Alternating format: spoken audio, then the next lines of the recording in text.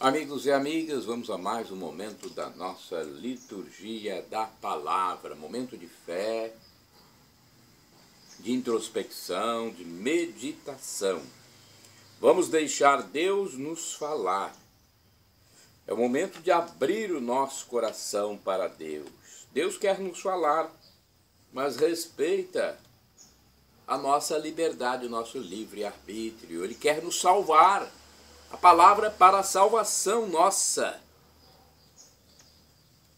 Eu transmito diariamente nos meus endereços telemáticos a liturgia de forma até antecipada da Igreja Católica Apostólica Romana. Neste vídeo temos a liturgia referente ao dia 15 de julho de 2023. É sábado. A cor dos paramentos litúrgicos é branca. Estamos no ano A, quando a ênfase é dada ao Evangelho escrito por São Mateus. E no rito da missa temos a memória da alma de São Boaventura, bispo e doutor da Igreja. Então, uma missa em memória desse grande cristão. Temos o prefácio comum ou dos pastores e o ofício da memória. Antífona da entrada. O justo medita a sabedoria e sua palavra ensina a justiça, pois traz no coração a lei do seu Deus. É o Salmo 36, versículo 30 e seguinte. Oração do dia, rezemos, coloque sua intenção. Concedei-nos Deus Pai Todo-Poderoso, que celebrando a festa de São Boaventura, aproveitemos seus preclaros ensinamentos e imitemos sua ardente caridade por nosso Senhor Jesus Cristo, vosso Filho, na unidade do Espírito Santo. Primeira leitura do livro do Gênesis, capítulo 49, versículos do 29 ao 32, capítulo 50, versículos do 15 ao 26a. Naqueles dias Jacó transmitiu as suas ordens a seus filhos, dizendo: Eu vou juntar-me ao meu povo, sepultai-me com meus pais na gruta de Macpela, que está no campo de Efron, o Hitita, defronte de Mambré, no país de Canaã. É a gruta que Abraão comprou a Efron, o Hitita, junto com o campo como propriedade funerária. Lá foram sepultados Abraão e Sara, sua mulher. Ali se sepultaram também Isaac e sua mulher Rebeca. E foi lá que sepultei Lia. Quando Jacó acabou de dar suas instruções aos filhos, recolheu os pés sobre a cama e morreu, e foi reunido aos seus. Ao verem que seu pai tinha morrido, os irmãos de José disseram entre si: Não aconteça que José se lembre da injúria que padeceu e nos faça pagar todo o mal que lhe fizemos. E mandaram dizer-lhe: Teu pai, antes de morrer, ordenou-nos que te disséssemos estas palavras: Peço-te que esqueças o crime de teus irmãos e o pecado e a maldade que usaram contra ti. Nós pedimos, pois, que perdoes o crime dos servos do Deus de teu pai. Ouvindo isto, José pôs-se a chorar. Vieram seus irmãos e prostraram-se diante dele, dizendo: Somos teus servos. Ele respondeu: Não tenhais medo, sou eu porventura Deus? Vós pensastes fazer mal contra mim? Deus, porém, converteu-o em bem, para dar vida a um povo numeroso, como vedes presentemente. Não temais, eu vos sustentarei a vossos filhos. E assim os consolou, falando-lhes com doçura e mansidão. E José ficou morando no Egito com toda a família de seu pai e viveu 110 anos. José viu os filhos de Efraim até a terceira geração e os filhos de Maquir, filho de Manassés, que José também recebeu sobre seus joelhos. José disse a seus irmãos: Eu vou morrer. Deus vos visitará e vos fará subir deste país para a terra que ele jurou dar a Abraão, Isaque e Jacó. Depois de tê-los feito jurar e de ter dito: quando Deus vos visitar. Levai daqui os meus ossos convosco. José morreu, completando 110 anos de vida. Palavra do Senhor, graças a Deus. Salmo responsorial, Salmo 105, versículos do 1º ao 2º, 3º ao 4º, 6º ao 7º, refrão, Salmo 69, versículo 33. Humildes, procurai o Senhor Deus, e o vosso coração reviverá. Repitamos: humildes, procurai o Senhor Deus, e o vosso coração reviverá. Dai graças ao Senhor, gritai seu nome, anunciai entre as nações seus grandes feitos, cantai, entoai salmos para ele, publicai todas as suas maravilhas. Humildes, procurai o Senhor Deus, e o vosso coração reviverá. Gloriai-vos em seu nome que é santo, exulte o coração que busca a Deus, procurai o Senhor Deus e seu poder, buscai constantemente a sua face. Humildes, procurai o Senhor Deus, e o vosso coração reviverá. Descendentes de Abraão, seu servidor, e filhos de Jacó, seu escolhido, ele mesmo, o Senhor é nosso Deus, vigoram suas leis em toda a terra. Humildes, procurai o Senhor Deus, e o vosso coração reviverá. Repitamos: humildes, procurai o Senhor Deus, e o vosso coração reviverá. Agora vamos aclamar e depois proclamar o Santo Evangelho. A aclamação é conter um trecho da primeira carta de São Pedro, capítulo 4, versículo 14. E a proclamação será com o Evangelho escrito por São Mateus, capítulo 10, versículos do 24 ao 33. Vamos aclamar primeiro?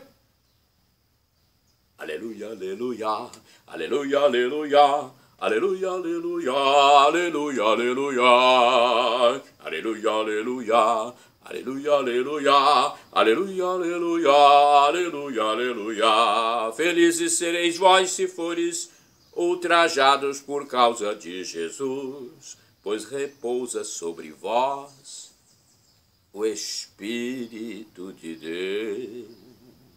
Aleluia, aleluia, aleluia, aleluia, aleluia, aleluia, aleluia, aleluia, aleluia, aleluia.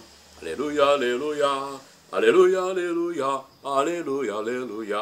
O Senhor esteja convosco, Ele está no meio de nós. Proclamação do Evangelho de Jesus Cristo, segundo São Mateus, glória a vós, Senhor. Pelo sinal da Santa Cruz, livra-nos Deus, nosso Senhor, dos nossos inimigos. Naquele tempo disse Jesus a seus discípulos: o discípulo não está acima do mestre, nem o servo acima do seu senhor. Para o discípulo basta ser como seu mestre, e para o servo ser como o seu senhor. Se ao dono da casa eles chamaram de Belzebu, quanto mais aos seus familiares. Não tenhais medo deles, pois nada há de encoberto que não seja revelado, e nada há de escondido que não seja conhecido. O que vos digo na escuridão, dizei-o à luz do dia. O que escutais ao pé do ouvido, proclamai-o sobre os telhados. Não tenhais medo daqueles que matam o corpo, mas não podem matar a alma. Pelo contrário, temei aquele que pode destruir a alma e o corpo no inferno. Não se vendem 2 pardais por algumas moedas? No entanto, nenhum deles cai no chão sem o consentimento do vosso Pai. Quanto a vós, até os cabelos da cabeça estão todos contados. Não tenhais medo, vós valeis mais que muitos pardais. Portanto, todo aquele que se declarar a meu favor diante dos homens, também eu me declararei em favor dele, diante do meu Pai que está nos céus. Aquele, porém, que me negar diante dos homens, também eu o negarei diante do meu Pai que está nos céus. Palavra da salvação, glória a vós, Senhor. Vamos agora à liturgia comentada de Antônio Carlos Santini, liderança da comunidade católica Nova Aliança. E-mail santini@novaalianca.com.br. Apregoai sobre os terraços Mateus capítulo 10, versículos de 24 a 33. Aqui Jesus utiliza um duplo contraste, escuridão versus luz do dia, ao pé do ouvido versus sobre os telhados. Ele nos fala da exposição, uma exposição da Boa Nova, que expõe igualmente aquele que a anuncia. Isto é, evangelizar inclui sempre um risco pessoal. O Evangelho de Cristo não combina absolutamente com o medo e a prudência humana. Basta ler os Atos dos Apóstolos, escritos por São Lucas, e verificar a que ponto chegou a ousadia e a força dos primeiros cristãos. Em 14 de abril de 2013, terceiro domingo de Páscoa, o Papa Francisco pregava. Vejamos o que ele escreveu. Encontramos-nos sobre o túmulo de São Paulo, um apóstolo humilde e grande do Senhor, que o anunciou com a palavra, testemunhou com o martírio e adorou com todo o coração. É precisamente sobre estes três verbos que queria refletir, à luz da palavra de Deus, que escutamos: anunciar, testemunhar, adorar. Primeiro, na primeira leitura, impressiona a força de Pedro e dos outros apóstolos. A ordem de não falar nem ensinar no nome de Jesus, de não anunciar mais a sua mensagem, responderam com clareza: importa mais obedecer a Deus do que aos homens. E nem o fato de serem flagelados, ultrajados, encarcerados os deteve. Pedro e os apóstolos anunciam com coragem e desassombro aquilo que receberam, o Evangelho de Jesus. E nós? Somos nós capazes de levar a palavra de Deus aos nossos ambientes de vida? Sabemos falar de Cristo, do que Ele significa para nós em família, com pessoas que fazem parte da nossa vida diária? A fé nasce da escuta e fortalece-se no anúncio. Segundo, mas façamos mais um passo. O anúncio de Pedro e dos apóstolos não é feito apenas com palavras, mas a fidelidade a Cristo toca a sua vida, que se modifica, recebe uma nova direção, e é precisamente com a sua vida que dão testemunho da fé e anunciam Cristo. Não se pode apacentar o rebanho de Deus se não se aceita ser conduzido pela vontade de Deus, mesmo para onde não queremos, se não estamos prontos a testemunhar Cristo com o dom de nós mesmos, sem reservas nem cálculos, por vezes à custa da nossa própria vida. Mas isto vale para todos. É preciso anunciar e testemunhar o Evangelho. Cada um deveria interrogar-se: como eu testemunho Cristo com minha fé? Tenho coragem para isso? Eu tenho a coragem de Pedro e dos outros apóstolos para pensar, decidir e viver como cristão, obedecendo a Deus? E passando do discurso à ação, Francisco defende os pobres, acusa os poderosos, dorme no presídio e repete os gestos de Jesus Cristo. Irmãos e irmãs, orai sem cessar. Eu te louvarei entre os povos, Senhor. Salmo 57, versículo 10. Vamos aos santos do dia. O santo principal é São Boaventura, cuja memória é celebrada na missa desta data, 15 de julho. Vamos então à biografia de São Boaventura, mas antes dele, deixa eu falar biografias menores de outros santos. Do dia 15 de julho é São José de Tessalônica, foi bispo, faleceu em 832. Monge eleito bispo da cidade grega de Tessalônica, sofreu muito por defender a disciplina eclesiástica e o culto às sagradas imagens. Santo do dia 15 de julho é São Vladimir, que foi rei, morreu em 1015, grão-príncipe de Kiev, neto de Santa Olga, de costumes pagãos, converteu-se ao cristianismo e chamou missionários para evangelizar seu povo. São Davi é santo do dia 15 de julho. São Davi, bispo, do ano 1082. Foi religioso cluniacense, de origem inglesa, enviado como missionário para evangelizar os suecos. Morreu ancião em Västerås, na Suécia.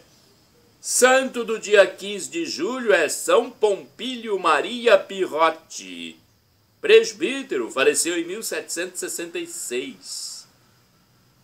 Foi sacerdote da Ordem dos Clérigos Regulares das Escolas Pias. Exerceu seu apostolado em diversas regiões da Itália. São Pedro Nguyen Ba Tuan é santo do dia 15 de julho. Foi presbítero e mártir. Então, São Pedro Nguyen Ba Tuan, do Vietnã, presbítero e mártir. Presbítero quer dizer padre, para quem não sabe. Faleceu em 1838, preso no tempo do imperador Minh Mang. Morreu de fome no cárcere de Nanjing, Vietnã. Meu Deus do céu. Preso, morreu de fome no cárcere, gente, lá no Vietnã. 1838. Beato Ceslau de Polônia é santo do dia 15 de julho, presbítero. Faleceu em 1242, recebeu o hábito dominicano das mãos do próprio São Domingos. Destacou-se por suas ardorosas pregações. Fundou os conventos de Praga e Breslávia. Beato Miguel Bernardo Marchand é santo do dia 15 de julho, presbítero e mártir. Faleceu em 1794.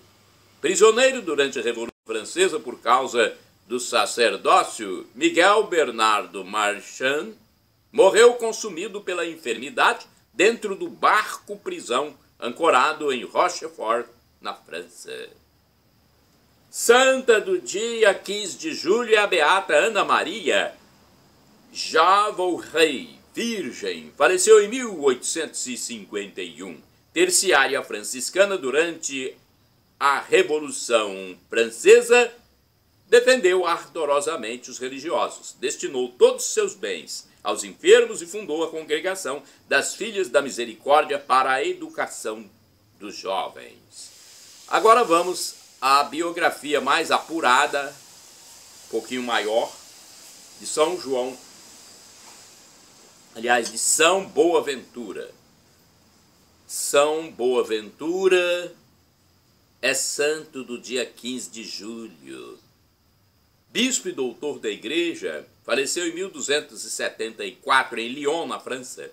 Foi nomeado superior-geral dos franciscanos, tornando-se como que o segundo fundador da ordem, fazendo promulgar suas constituições e regendo-a segundo o espírito de São Francisco. Amigo e companheiro de lutas de São Tomás de Aquino, juntos combateram os erros da época. É conhecido como o doutor seráfico, de rara inteligência e sabedoria. Na fidelidade ao carisma de São Francisco, Boaventura contribuiu para a expansão de sua ordem, foi conselheiro do Papa e luminar da Santa Igreja. Nasceu por volta do ano 1221, filho do casal João de Fidanza e Maria Ritelli, na Itália, recebendo o nome do pai, João. Aos 4 anos de idade foi acometido por grave doença. O pai, médico experiente, tentou curá-lo, mas não conseguiu. Então a mãe, confiando no poder infalível da oração, rezou muito, com fé, recorreu a São Francisco de Assis e rogou-lhe, entre lágrimas, que restituísse a saúde do filho. O menino, que estava entre a vida e a morte, ficou totalmente curado. Diante do acontecimento, os pais resolveram trocar-lhe o nome de João para Boaventura. João da Fidanza, que era o nome do pai que ele recebeu, para Boaventura. Banho-Régio, onde morava, era uma cidade pequena para desenvolver os dons incomuns recebidos de Deus. Resolveu então Boaventura partir para a França a fim de aprofundar-se nas ciências. Na Universidade de Paris conheceu alguns eminentes teólogos, entre os quais o franciscano Alexandre de Hales. A vida religiosa se tornara o centro das cogitações do jovem Boaventura. E, concluídos os estudos, decidiu ingressar na Ordem de São Francisco. Na Ordem franciscana, o superior decidiu que continuasse os estudos na mesma universidade onde havia obtido a licenciatura e, ao mesmo tempo, ministrasse aulas na escola franciscana.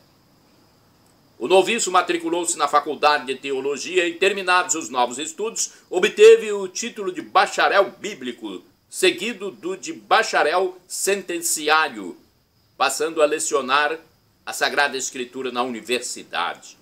Por volta de 1253, recebeu, junto com São Tomás de Aquino, outro doutor da igreja, o barrete de doutor. Para o momento da ordenação presbiteral, Frei Boaventura preparou-se com jejuns e orações, além de incrementar suas habituais obras de caridade. Olha, quando foi ordenado sacerdote, ele teve um preparo esmerado. Estava consciente do poder concedido ao sacerdote de renovar o santo sacrifício do Calvário, trazendo a presença real de Cristo na Sagrada Eucaristia. Em meados de 1257, celebrou-se em Roma o capítulo geral da Ordem dos Frades Menores, quando devia ser designado o novo ministro-geral. A escolha dos frades capitulares recaiu por unanimidade sobre Boaventura, aos 36 anos de idade. Começou por consagrar a Maria Santíssima o governo da ordem. A nomeação em nada lhe mudou os costumes monásticos e nunca deixou de exercer humildes ofícios na vida comunitária, nem interrompeu os estudos. O Papa Gregório X chamou-o para junto de si e contou com seu valioso auxílio na solução de relevantes problemas da Igreja Católica. Seu mais importante encargo, contudo, foi a preparação em 1272 de um grande acontecimento eclesial, o Segundo Concílio Ecumênico de Lyon, na França, com o objetivo de restabelecer a comunhão entre a Igreja Latina e a grega. O Sumo Pontífice o indicou para presidente e em 1273 o consagrou bispo e nomeou cardeal. Após participar das 4 primeiras sessões do concílio, São Boaventura ficou gravemente enfermo e o Papa ministrou-lhe logo os últimos sacramentos. Faleceu no dia 15 de julho de 1274. A pedido do Sumo Pontífice, os sacerdotes do mundo inteiro celebraram uma missa por sua alma. Shalom Adonai, uma expressão hebraica que significa a paz de Deus. É o que eu desejo para todos vocês. El Shaddai, também do hebraico, significa Deus onipotente, o Deus do impossível. Ele proverá aquilo que você pede, que você reza, que você suplica, se for para o seu bem. O professor e escritor de mais de 100 livros da Igreja Católica Apostólica Romana, Felipe Rinaldo Queiroz de Aquino, que tem um canal na internet onde responde as nossas dúvidas diariamente no YouTube. Esse professor, que já escreveu mais de 100 livros, diz que Deus pode nos dar uma dessas 3 respostas: sim, não ou espere. Quando você reza, então, pode receber um sim, um não ou espere. O que for melhor, Deus fará para você, segundo o professor Felipe Rinaldo Queiroz de Aquino, que eu vejo diariamente no YouTube, respondendo às minhas questões e as questões de todos os outros cristãos. E agora eu clamo do aramaico, dialeto de Jesus, para o português: Maranatá, vinde Senhor Jesus. Ou Maranata, com a tônica na penúltima sílaba, como dizem nossos irmãos separados, os evangélicos ou protestantes. Não importa a pronúncia, o significado é o mesmo. Vem Senhor Jesus, vinde Senhor Jesus. Será a parousia, o juízo final. Um dia Jesus voltará. Não sabemos o dia, não sabemos a hora. Por isso temos que estar preparados para receber Jesus com seus santos e anjos para o juízo final. Porque nessa parousia, muitos irão para o céu e muitos irão, infelizmente, para o inferno, para a tormenta eterna. E quem for para a tormenta eterna irá por conta própria, por rejeitar esse Deus misericordioso que humilhou-se por nós. Ele humanou-se, viveu como ser humano, um servo humilde, viveu, sofreu, morreu na cruz por nós, sendo um homem santo. Felizmente, para nossa salvação, no terceiro dia ele ressuscitou, vencendo a morte, e ascendeu ao céu, onde está à direita do Divino Pai Eterno, como nosso sumo sacerdote, nosso mediador, nosso irmão primogênito, primeiro homem, primeiro humano que subiu ao céu, ressuscitado. Você está perdendo essa graça porque orgulho, soberba, autossuficiência. Você não é nada, eu também não sou nada nessa terra, falando fisicamente. Esse corpo aqui, o dia que for para o cemitério, se transformará em poucos dias em vermes, depois em pó, em cinza, em ossos. O que vale então é o nosso espírito, nossa alma espiritual. Essa vai para Deus e um dia teremos um corpo glorificado, viveremos como anjos, como Jesus ressuscitado. Jesus ressuscitado andava sobre as águas, estava numa cidade, daqui a pouco de repente estava em outra. Não será mais regido por essas normas físicas de hoje. Podia comer ou não comer, atravessava paredes, mudava seu semblante, tanto que os discípulos de Emaús nem o conheceram. Pense nisso. Tome posse dessa graça de Deus. E aí, conforme disse o apóstolo São Paulo, a tribulação de agora nem se compara com a glória futura que será revelada em mim, em você, em todos nós, que aceitarmos esse Deus misericordioso, sem igual. Perdão, Senhor, pelos meus pecados passados, presentes, futuros, físicos e espirituais, pecados do pensamento, palavras, atos, omissões, e me dê a vida eterna. Meu Jesus, eu quero a vida eterna convosco.